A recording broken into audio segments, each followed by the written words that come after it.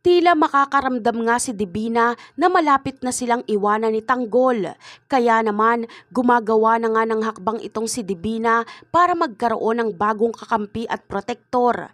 Kaya noon ngang nakita ni Divina si Mayor Roberto sa party kung saan pinakilala si Tanggol bilang tagapagmana ng mga Montenegro, ay inopera niya itong si Roberto para maging bago nilang protektor.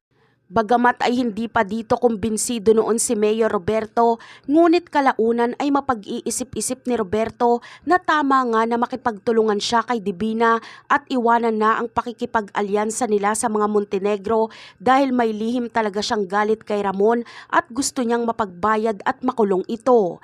Hindi kasi siya kumbinsido sa mga gawain nila Ramon na iligal.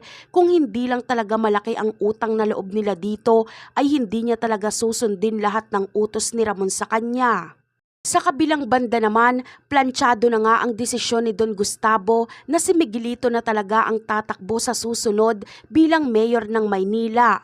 Kahit alam nga ni Don Gustavo na masasaktan si Olivia sa ginawa niyang desisyon na ito, ay tinuloy niya pa rin ang plano niyang ito dahil naniniwala siyang mananalo si Miguelito bilang mayor dahil tutulungan sila ng mga Montenegro. Ngunit hindi na nga kumbinsido itong si Roberto na sa mga Montenegro pa umasa pagdating sa gagamitin nilang pondo sa pagtakbo ni Miguelito. Ayon sa kanya ay kaya naman na daw nila kahit wala na ang mga Montenegro. Ngunit hindi nga pumayag si Don Gustavo at wag nang maging matigas daw umano ang ulo ni Roberto. Sumunod na lang daw umano sila para walang maging problema. Ngunit hindi na talaga matitiis ni Roberto ang makipag-alyansa pa sa mga mundo. Ilamat na nga ang ugnayan ni Ramon at Roberto.